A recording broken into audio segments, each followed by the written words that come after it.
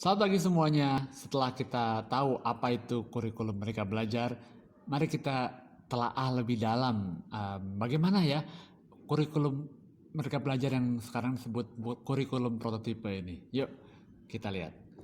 Oke, sebelumnya yuk kita simpulkan dulu apa sih Merdeka Belajar itu. Saya membuat 3 poin besar yang bisa menjadi sebuah kesimpulan atas semua hal yang sudah kita pelajari di video pertama ya. Pertama, kita tidak berusaha untuk mengubah kodrat seorang murid. Artinya kalau dia tidak bisa satu pelajaran, ya kita tidak bisa mengubah itu.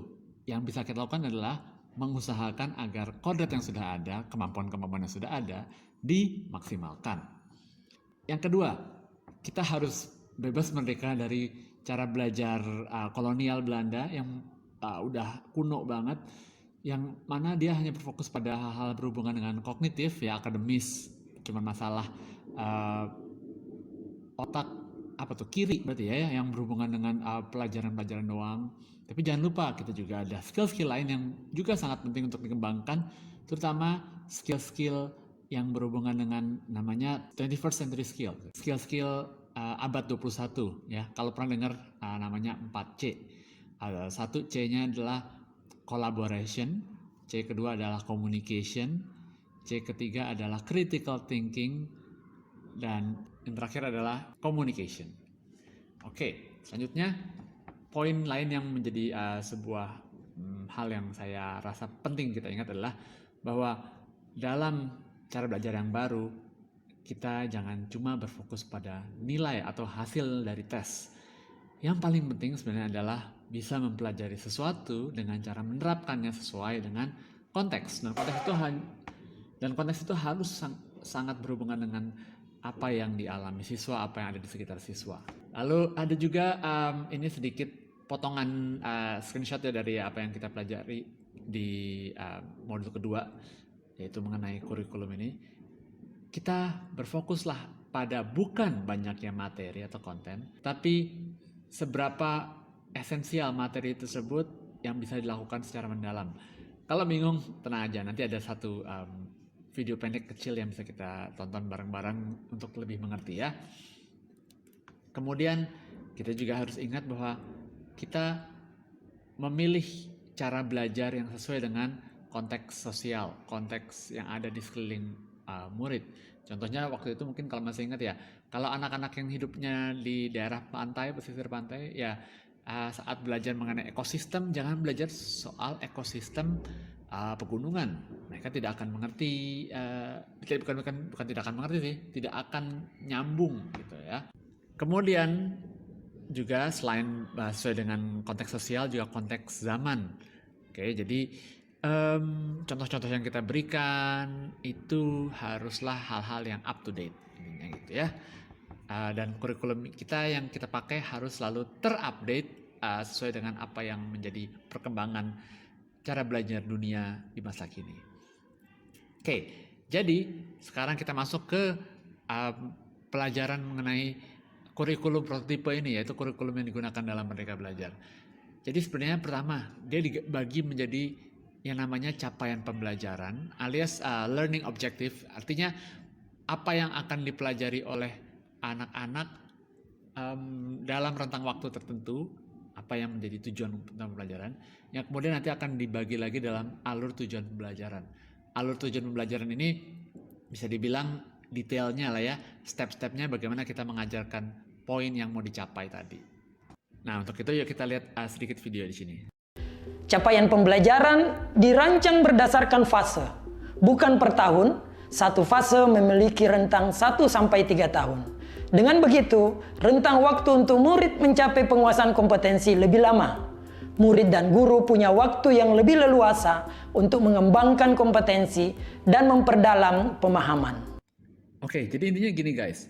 Kalau kita membuat sebuah target, lalu kita melimitnya dalam misalnya 1 bulan atau harus bisa mencapai kemampuan ini dalam 1 semester, itu problematik karena nggak semua anak punya kecepatan belajar yang sama. Jadi kalau kita berikan rentang waktu yang lebih leluasa, maka istilahnya kalau yang sudah bisa mencapai target dengan cepat, ya mereka bisa move on ke poin lain yang mau mereka capai, sedangkan yang masih butuh waktu, masih punya waktu.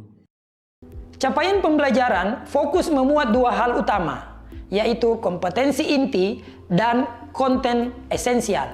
Pertimbangannya, ketika kurikulum memuat konten isi yang terlalu rinci, proses pembelajaran berpotensi menjadi terlalu padat. Akibatnya, pelajaran disampaikan secara terburu-buru untuk menyelesaikan konten isi yang terperinci tersebut. Jadinya, guru cenderung berfokus pada ketersampaian konten isi dibanding pencapaian kompetensi murid.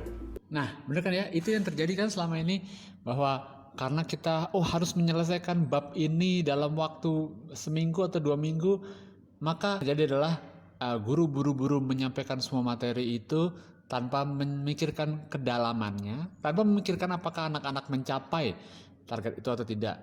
Yang penting bukunya selesai, intinya begitu. Yang mana itu nggak sesuai ya dengan tujuan belajar aslinya. Tujuan belajar bukanlah menyelesaikan buku, tapi mendapatkan pemahaman. Jadi, saat ibu dan bapak guru melakukan asesmen untuk mengukur penguasaan kompetensi, maka secara langsung asesmen tersebut meliputi ketiga ranah di atas, yaitu sikap, pengetahuan, dan keterampilan. Jadi tidak perlu kita pisahkan. Asesmen cukup melihat pada kompetensi yang ada pada capaian pembelajaran. Satu lagi nih, kita akan ngomongin bagaimana melakukan asesmen yang baik.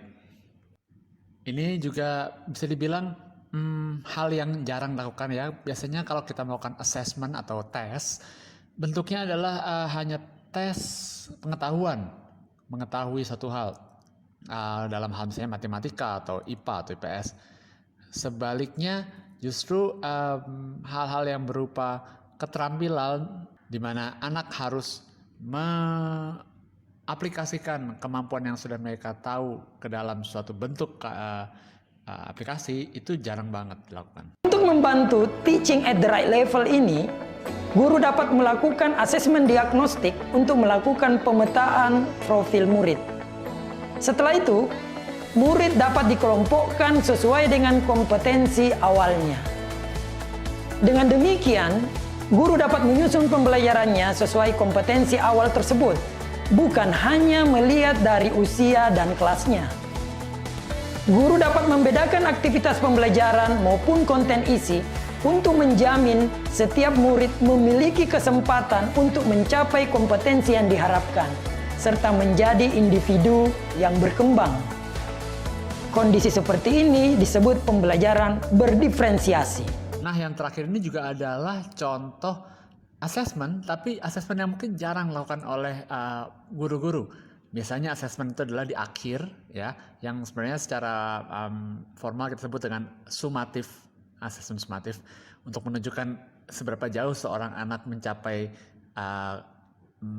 tujuan pembelajaran. Yang lain, yang kedua juga ada yang namanya asesmen formatif, yang biasanya dilakukan di tengah-tengah belajar untuk melihat, sama sih untuk melihat apakah sudah bisa mencapai tujuan pembelajaran belum, tapi di tengah-tengah belajar supaya kalau memang masih belum, kita bisa memberikan intervensi atau bantuan lagi. Biasanya bentuk-bentuk asesmen formatif itu dalam bentuk latihan soal di pelajaran, latihan-latihan biasa lah, itu sebenarnya asesmen juga. Cuman yang jarang lakukan adalah yang ini satu, yaitu orang bisa sebut dengan pre-assessment, assessment sebelum mulai belajar. Kok dites sebelum mulai belajar sih? Bukan berarti benar-benar dites, tapi kita hanya ingin mau melihat seberapa jauh kemampuan anak sebelum kita mulai mengajar. Karena anak kan beda-beda ya, ada yang mungkin pengetahuan dasarnya di awal sudah cukup baik sehingga kita bisa mendesain kegiatan atau latihan-latihan yang sesuai dengan kemampuannya dia selama belajar. Tapi bagi anak-anak yang setelah diberikan asesmen diagnostik atau pre-assessment ini, kemudian kita tahu, kemampuannya masih belum nyampe nih, berarti kita bisa membuat latihan-latihan yang lebih mendukung supaya kemampuan dasar itu diperkuat dulu. Alias kalau udah pinter kasih latihan challenge yang lebih berat, tapi kalau yang masih belum bisa ya kita berikan latihan atau pengajaran yang dari awal lagi, dari basicnya lagi. Itu poinnya. Oke, sekian dari saya untuk bahasan di modul kedua Merdeka Belajar ini. Selamat belajar, semangat mengajar.